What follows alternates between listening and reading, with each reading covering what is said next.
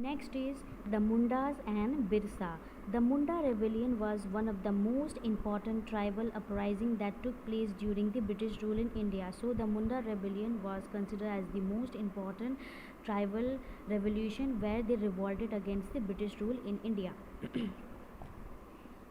The Mundas inhabited the region around Ranchi. So the Mundas, they belong to the area that is Ranchi, that is which is present in Jharkhand.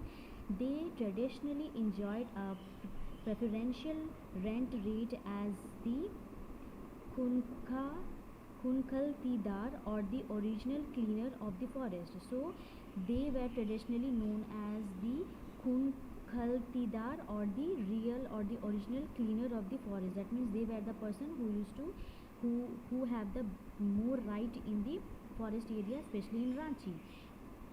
However, during the 19th century, under the British rule, many non-tribals, Jagirdars and Zamindar migrated to traditional tribal areas and grabbed the land owned by the tribal groups. So, however, especially in the 19th century, many officers, or the employees of the Britishers, they were known as Jagirdars and Zamindar. They moved to the Ranchi place and they captured the land owned by the tribal peoples. In due course, the tribals were compelled to work as laborer under non-tribals, exploitive people. So, as their land was taken by the Jagirdars and Zamindars, so they don't have any other option. That's why they have to work as a laborer under the Jagirdars and Zamindars. This system was locally called Beth Begari, or forced labor. So this system, that means as their land was captured by the Jagirdars and Zamindar, and they don't have any other land to do agriculture. That's why they were forced to work under the Jagirdars and Zamindar, and this system is known as Beth Bagi, that means forced labor. In the last decade of the 19th century, as the monsoon failed, so in the 19th century, the monsoon failed. That means there was no sufficient amount of rainfall. The situation became worse. So as there was no sufficient amount of rainfall in this region, that's why the situation become more worse. Faced with starvation and epidemics, so as there was no monsoon, so they were not able to do the agriculture, and as the agriculture was not done in a proper way because shortage of water, that's why there was shortage of food, that's why they were starving, and there was epidemic. That means all the people were facing a lot of problem. The Mundas rose in rebellion against the British rule. So this was the reason why they revolted against the British rule. They were led by Birsa Munda. So the leader of the Munda rebellion was Birsa Munda. The rebellion aimed to drive away the British and establish Munda Raj. So their main aim of the Munda rebellion was that they wanted to throw out the British rule from their region and establish Munda Raj. This rebellion came to be known as Ulugan. So Munda revolution or Munda rebellion is also known as Alugan.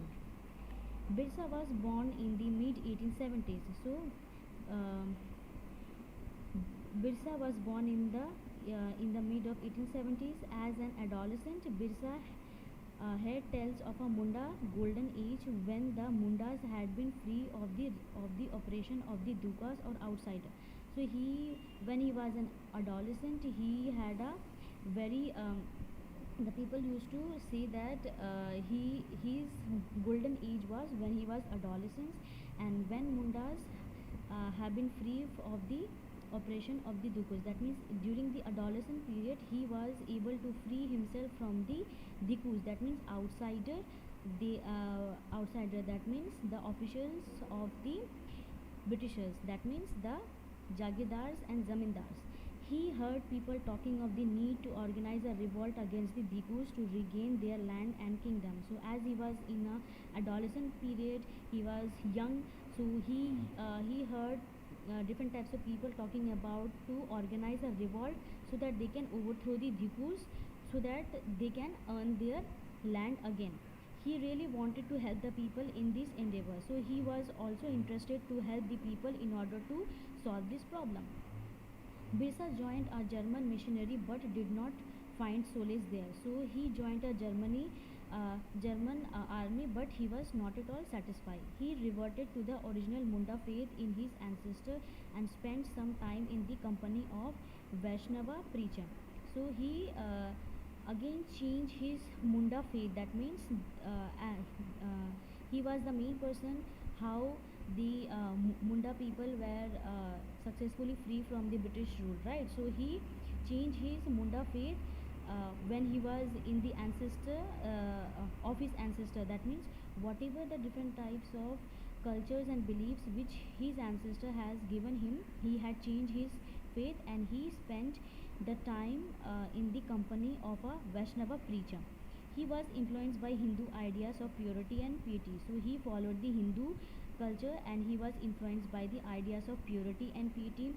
He decided to reform his tribal society. So he decided that now he will help his local people in order to revolt against the non-tribal people. He was hardly 21 years old when in 1895 he started a new faith. So he was just 21 years of old in the year 1895 when he started a new faith. That means revolt against the British rule.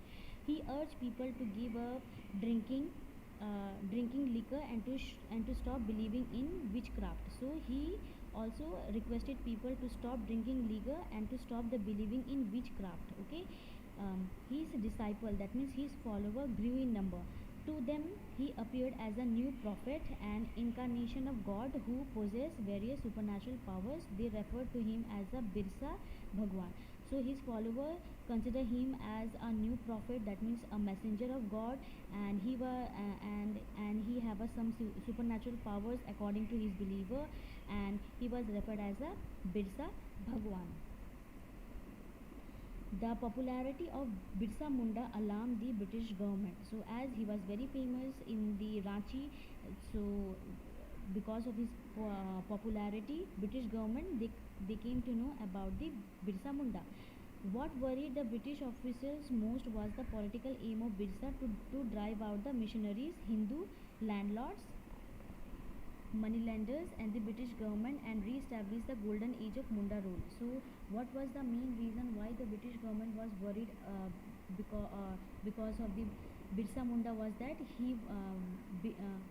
Birsa Munda wanted to overthrow the different types of Hindu landlords, moneylenders and British government from their areas, and he wanted to re-establish the golden age of Munda rule. The British authorities arrested him and convicted him on charge of rioting and jailed him for 2 years. So in order to suppress the revolt, what did the British government do? They arrested him and he was charged on the rioting, that means revolting against the British government, and he was jailed for 2 years. After a tough resistance of the Mundas, the British had to release him in 1895. So as he was arrested, Munda was arrested by the British government. So his followers revolted against the British government. So finally he was released in the year 1895. Soon after his release, Birsa Munda renewed his old activities. So once he was released from the jail, again he started his old activities, that means revolt against the British rule. He began touring villages to gather support. So he used to roam around the whole villages so that he can get support from the different people. Sources Major sources of information regarding the tribal people include Imperial Survey, gazetters, various police and judicial records, and writing of British as well as some Indian um, ethnographers including Herbert Hope Risley and S.C. Roy. So how we got the information about the Munda rebellion? We have got the important information about the Munda rebellion, especially of the tribal people, by the different types of survey which were taken place during those periods. Different types of cassettes were present, different types of police and judicial records, okay, and the writing of British officers which they have written in a book or in their in any diary. They were Herbert Hope Risley and S.C. Roy.